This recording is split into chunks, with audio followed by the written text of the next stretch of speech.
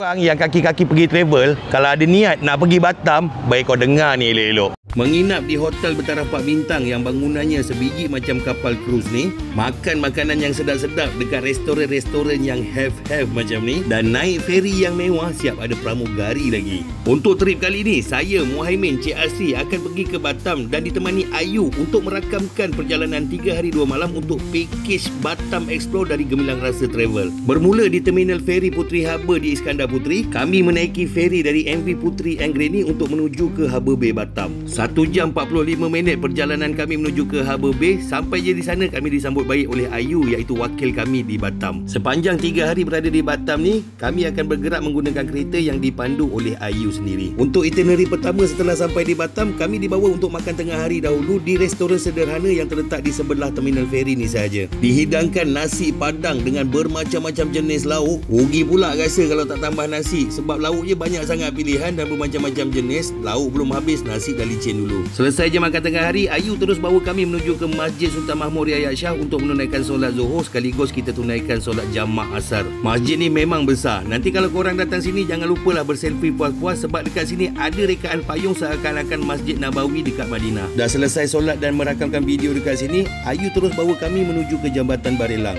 Tempat ni pun sangat-sangat cantik untuk kita bergambar, sebab view pantai yang berada kat bawah jambatan ni sangat-sangat cantik. Sambil-sambil tu boleh kita tengok bot lalu lalang dekat bawah tu. Sebelum bergerak ke destinasi seterusnya, saya dengan Muhaimin pergi dulu dekat gerai yang ada dekat bawah ni, belilah apa yang patut untuk kita kunyah-kunyah dalam kereta nanti. Untuk itinerary seterusnya, kita orang bergerak pula menuju ke Kampung Sawah yang terletak di Tanjung Riau. Dekat Kampung Sawah ni macam-macam aktiviti yang boleh kita lakukan. Selain bergambar dekat sana, kita boleh bagi makan ikan. Kalau kebetulan korang datang sana, pokok-pokok jambu ni tengah menghasilkan buah, puaslah korang makan. Dekat Kampung Sawah ni memang banyak sangat spot-spot untuk bergambar. Selain tu, korang juga boleh bermain permainan maze ni. Korang kejar-kejar lah berlumba kat dalam tu, siapa sampai kat checkpoint dulu. Dah selesai syuting video dekat sini, kita orang bergerak pula menuju ke Puncak Beliung. Kalau dekat Kampung Sawah tadi banyak spot-spot untuk bergambar kan, dekat Puncak Beliung ni lagi banyak. Untuk sampai ke Puncak Beliung ni, kita perlu mendaki lebih kurang dalam 85 meter. Kalau tak larat nak mendaki tu, stay je lah dekat bawah. Dekat bawah pun banyak juga aktiviti dan juga tempat-tempat untuk berselfie. Tapi rasa rugilah pula kalau tak naik atas, sebab dekat atas tu lah paling banyak aktiviti yang kita boleh lakukan. Naik tikar terbang, naik buai mega ni, bergantung dekat dalam bakul ni, dan banyak sangat tempat-tempat yang ada kat atas tu untuk bergambar. Sayang kan kalau tak naik dekat atas ni,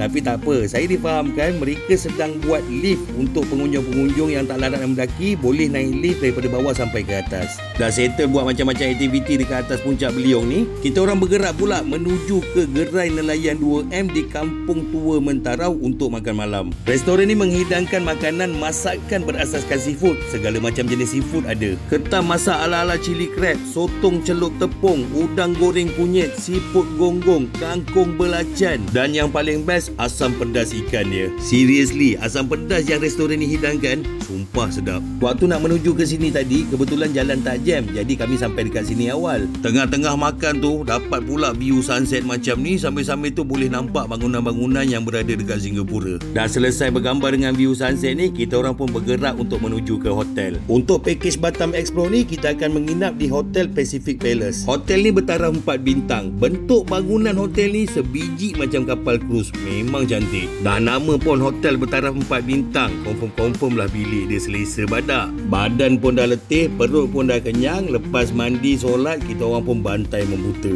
Pada hari kedua, sebelum kami sambung itinerary seterusnya, kami turun kat bawah untuk sarapan pagi di restoran yang ada dalam hotel ni. Sarapan pagi dekat sini ala-ala buffet. Kalau sarapan pagi dekat restoran ni, jangan haraplah boleh makan sekejap je. Sebab makanan yang ada dekat dalam restoran ni, Masya Allah, banyak sangat pilihan dia. Kalau ikutkan hati nak je makan semua. Tapi tak apa, esok masih ada. Dah selesai sarapan pagi, kita layan bagi makan ikan dekat depan hotel ni. Kemudian kami bergerak menuju ke signboard Welcome to Batam. Memandangkan Masjid Agung Raja Hamidah ni baru je siap, kami naik di perkarangan masjid ini untuk bergambar berlatar belakangkan signboard Welcome to Batam. Selesai je bergambar dan shoot video dekat sini, kami pun mula bergerak menuju ke Dinos Gate. Dekat Dinos Gate ni banyak sangat aktiviti-aktiviti yang boleh kita buat. Selain tu, diorang juga dah sediakan banyak sangat spot-spot untuk kita bergambar dekat dalam ni. Saya nasihatkan korang untuk standby air minum siap-siap sebab tempat ni sangat luas. Kalau berjalan dekat dalam ni, kena hati-hati sikit sebab dinosaur-dinosaur yang ada dekat dalam ni diorang akan bergerak bila korang lalu dekat sebelah dia. Perkara yang paling excited yang ada dekat Dinos Gate ni adalah menonton wayang 5D. Selain tu korang juga berpeluang untuk masuk ke dalam museum fosil untuk korang tengok sendiri tulang-tulang dinosaur yang ada dekat dalam tu. Dah settle urusan dekat Dinos Gate, kita singgah sekejap dekat Kelang buat kek lapis. Dekat sini macam-macam jenis kek lapis yang diorang buat. Korang boleh rasa dulu sebelum korang beli. Kalau nak beli, boleh order dulu. Nanti sebelum balik ke Johor, diorang akan hantar ke hotel. Tak jauh dari Kelang kek lapis ni, kita masuk pula ke Illusion Studio. Dekat dalam ni korang akan bermain dengan ilusi. Bermacam-macam gambar yang pelik-pelik boleh korang ambil dekat sini. Kalau tak tahu nak ambil gambar ataupun tak tahu angle yang betul nak ambil gambar kat sini, korang tak payah risau sebab adik-adik manis ni akan bantu korang. Lama juga kita orang duduk dekat dalam ni. Maklumlah bermain dengan ilusi. Waktu pun dah tengah hari, kita orang gerak pula untuk makan tengah hari dekat restoran Melawar Teh Tarik belakang Padang. Dekat sini teh tarik dia memang padu. Katanya teh tarik nombor 2 tersedap di Indonesia.